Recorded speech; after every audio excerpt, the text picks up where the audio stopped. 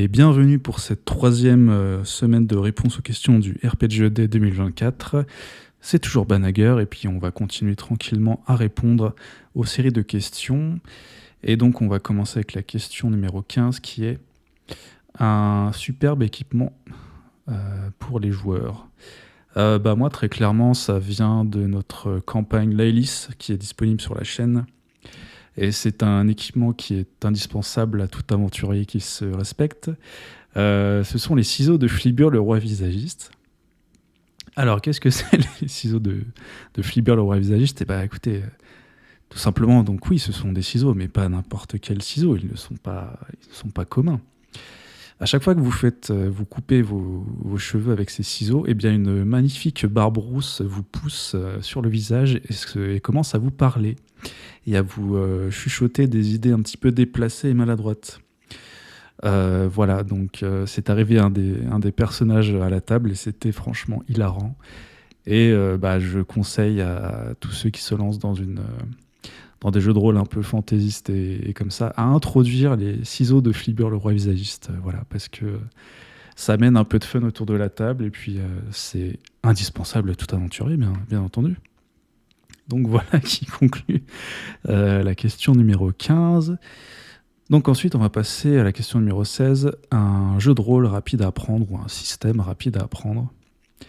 J'ai pas mal parlé du Cypher System, donc je vais un peu le laisser de côté pour une fois, mais c'est toujours une bonne pub une bonne façon de vous rappeler que le Cypher System existe et qu'il est très simple à apprendre.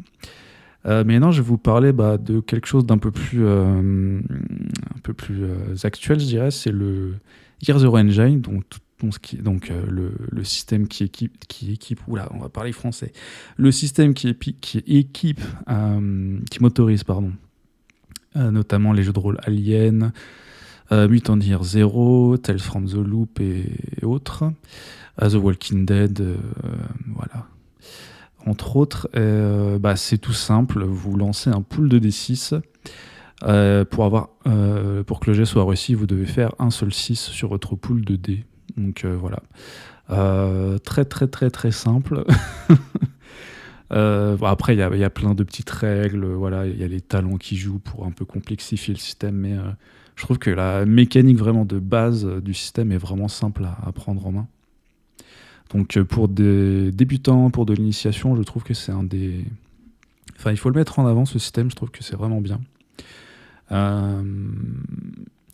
Après, pour Alien, vu que je joue pas mal Alien, il est rendu un peu plus complexe avec tout ce qui est l'équipement, tout ça, donc c'est là où le bas blesse, je dirais. Peut-être qu'ils ont rajouté une couche de complexité. Alors je dis pas que ça le méritait pas, mais c'est vrai qu'Alien, c'est de tous les jeux Year Zero Engine, je pense que c'est peut-être pas pour de l'initiation, j'entends. Enfin, quelque chose même pour un maître de jeu débutant. Je commencerai peut-être pas par du Alien. Je sais que c'est peut-être le jeu vers lequel les MJ débutants et débutantes voudront se lancer en premier, mais c'est pas celui-là que je conseillerais pour le Year Zero Engine. Peut-être plus du Tales from the Loop. Enfin, je veux dire, il y a la boîte d'initiation Tales from the Loop et franchement, voilà, la page des dieux règles est vraiment... les pages des dieux règles sont vraiment pas nombreuses, donc franchement, c'est le top. Et comme je l'ai dit, la mécanique du système est vraiment simple, donc voilà. Donc je conseillerais le Year Zero Engine qui est vraiment facile à apprendre. Donc voilà pour la question numéro 16. Ensuite, on va passer à la question numéro 17 qui est une communauté de jeux de rôle engageante. Alors moi, j'en ai pas. Je dirais que c'est celle que vous créez. Enfin, je pourrais faire plein de pubs pour plein de communautés, mais... je peux citer en vrac, Time to Roll, celle de Baron Idolâtre, etc., entre autres, voilà. Mais après, moi, c'est vrai que je suis dans pas mal de ces communautés, mais c'est vrai que je m'investis pas trop par peur de faire tâche. Donc, voilà, après, je sais qu'il y a plein de communautés qui existent, et franchement, vous n'avez pas besoin de moi pour faire le tour de communautés de jeux de rôle qui sont super sympas à rejoindre. Donc voilà. C'était pas... voilà. Donc faites-vous votre propre avis.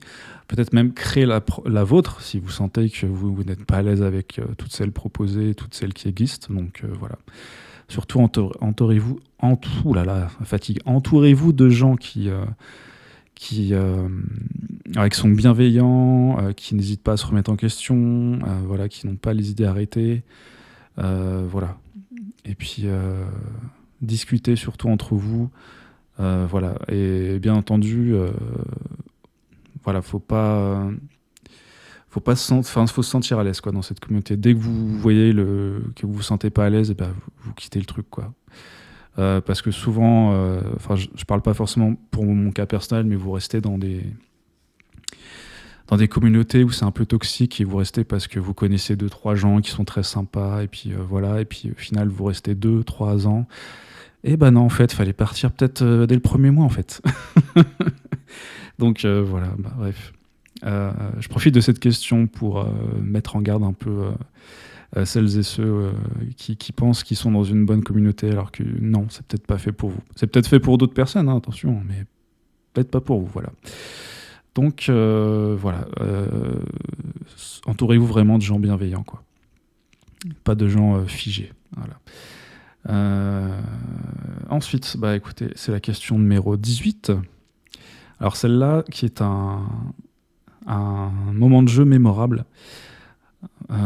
J'ai hésité, il y en a plein.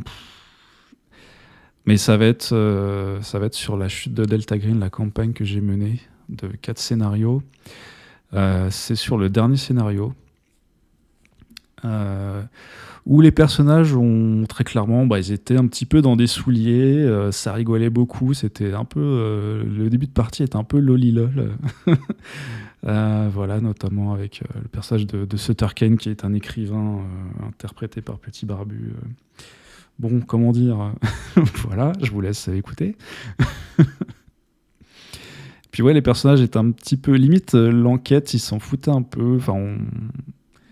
Ils étaient à San Francisco, où ils devaient infiltrer, du moins enquêter sur une communauté mafieuse un peu japonaise, voilà, San Francisco. Ils s'introduisaient dans un bar, voilà. Et cette enquête-là, ils étaient un peu, ça va, tranquille. Et à un moment, ils ont même fait une sortie avec la fille du patron Alcatraz. Bon, ça c'est un petit peu le passé, Delta Green, mais quand même. Et j'étais toujours un peu, ça va, rien ne nous arrive, rien ne nous perturbe. Jusqu'à un moment, qui d'ailleurs va... voilà, un moment voilà. Le moment va être la mort d'un des PJ, justement. Et à un moment, il s'infiltre de nuit dans le repère du dit mafieux, où se passent un peu les opérations illégales, on va dire. Donc il y a tout ce qui est jeu d'argent, voilà, plein de jeux illégaux comme ça. Donc ils s'infiltrent avec leur méthode, hein, ça c'est pas le souci. Mais à un moment, ils tombent sur quelque chose pour lequel ils n'auraient pas dû être présents. Il y a une scène qu'ils n'auraient pas dû voir et ils étaient là au mauvais moment, au mauvais endroit. Il y a eu un objet un petit peu occulte qui s'est passé de main en main. Et malheureusement, cet objet a attiré des créatures. Et donc, c'est la première fois dans ce scénario, hein, pas dans la campagne, où Chantal et le joueur, ils se sont dit « Ah, merde, ça y est, merde, putain, on va peut-être crever en fait. » Et j'ai instauré toute une tension progressive et tout. On commence avec du stress plus de se faire découvrir par les mafieux. Et à un moment, il y a le bras droit du mafieux japonais qui commence à se pointer et il commence à adopter un ton un peu plus intimidant. Il y a même un des joueurs qui assiste à sa démonstration qu'il a peut-être des pouvoirs occultes lui aussi. Donc voilà. Là, ça commence à être un petit peu tendu pour tous les personnages, et notamment pour Sutter Kane, le grand rigolo du scénario. Il croyait s'en tirer, malheureusement non. Puisque cet objet occulte va attirer ses gardiens, et qui sont des maigres bêtes de la nuit. Et donc il y en a une qui va saisir au vol Sutter Kane, le faire monter en l'air. Malheureusement, Sutter Kane ne réussit pas ses jets pour se dégager à temps. Et donc, la créature le lâche. Et donc, il se brise le cou au sol. Et Sutter Kane, l'écrivain, meurt sur le coup. Et j'ai adoré la scène de panique qui s'en est suivie. C'était Tayo, Tayo, faut se barrer. Et donc là, je me suis dit, ah bah c'est cool, j'ai réussi mon coup. Voilà, les joueurs étaient un petit peu trop dans leurs souliers. Et là, enfin, la peur s'installe et la tension monte clairement d'un cran, voire de plusieurs crans. Et donc voilà, la mort de Sutter Kane, c'était un grand moment de jeu qui a amené aussi à un autre moment, je raconterai plus tard, peut-être dans un futur RPG. Voilà, on va parler de labyrinthe, tout ça. J'aurais pu parler d'un labyrinthe. Bref, allez écouter notre campagne ou ce scénario-là. C'était vraiment très très très agréable à mener et à écouter. Voilà donc pour la question 18. Ensuite, on va parler de la session 19, qui est une session sensationnelle. Alors, je vais faire un peu de pub pour notre campagne qui s'est arrêtée sur ma chaîne de la Légende des 5 Anneaux. Alors, je vais parler de 2 événements. Donc, il y en a un où je suis tout seul et l'autre où je suis avec le groupe. Donc, une session sensationnelle, c'était un des solos que le MJ a mené sur la chaîne. Concernant mon personnage ça y est. Caillou Tetsu, qui est un membre du clan du crabe de la famille Caillou. Voilà, qui était un architecte entre autres et qui cherchait par tous les moyens de quoi améliorer le mur qui protège l'Empire contre les... Ah, c'est pas les ombres. Ça y est, je sais plus. Enfin, si, contre toute la masse des créatures de l'ombre, tout ça. Ça fait très longtemps que j'ai pas joué le 5R, au secours. Je me souviens plus. En tout cas, on était dans un palais d'hiver. Et puis, au fil de mon replay, j'ai pu discuter avec un certain Hide Bakano. Et Hide Bakano, lui, il m'a introduit à tout un univers un peu souterrain et illégal de l'Empire. Et puis, c'était vraiment top, quoi. Mon personnage a pu vraiment... il a eu ce qu'il voulait, peut-être un peu trop même. Et donc, c'était vraiment une très bonne session. Il y en a une autre aussi, on était en groupe. C'était un petit peu avant, juste un petit peu avant le palais d'hiver, on était dans un clan mineur, le clan mineur du renard pour ceux qui connaissent. Donc on était dans ce clan-là. Et à un moment donné, il y a un membre de la cour du clan du renard qui se fait kidnapper. Donc nous, le groupe, on part à sa recherche dans la forêt du clan du renard qui est un petit peu mystique, enchantée. C'est pas une forêt tout à fait classique. Et donc on s'enfonce dans cette forêt, on aperçoit des événements un petit peu étranges. Et puis au bout d'un moment, on tombe sur un Oni. Et là, ça a été vraiment la première fois, on se dit waouh, on peut tomber sur des Oni, quoi. C'est un peu la grande menace de L5R, entre autres. Hein. Une des grandes menaces, notamment pour les Bushi. Et on a dû vaincre cet Oni pour délivrer la membre du clan du renard. Et c'était vraiment une très très belle session. Et toute la campagne dans le clan mineur du renard était vraiment excellente, toute cette partie-là. Donc si vous voulez l'écouter, c'est disponible sur la chaîne. Encore une fois, il y a pas mal d'épisodes, mais en tout cas, ça vaut le temps d'écoute. Et enfin, dernière question. Une excellente aventure, une excellente aventure, ou c'est un scénario plutôt, je dirais, puisqu'après on parle de campagne. Je sais pas trop, est-ce qu'on parle de quelque chose du commerce ? Si on parle du commerce, j'ai déjà parlé du Destructeur des mondes pour Alien, qui est vraiment cool. Ah non, j'ai parlé du Char des dieux, mais je pourrais parler du Destructeur des mondes, mais... est-ce que je le fais ? Non, je vais faire un peu de pub pour autre chose, parce que quand même, on a parlé pas mal d'aliens. Je vais parler un excellent scénario. Il y en a pas mal. Ouais, je vais vous parler plus en détail de We Are All Mad Here, le scénario que j'ai maîtrisé sur la chaîne. Donc We Are All Mad Here, c'est un cadre de campagne pour le Cypher System.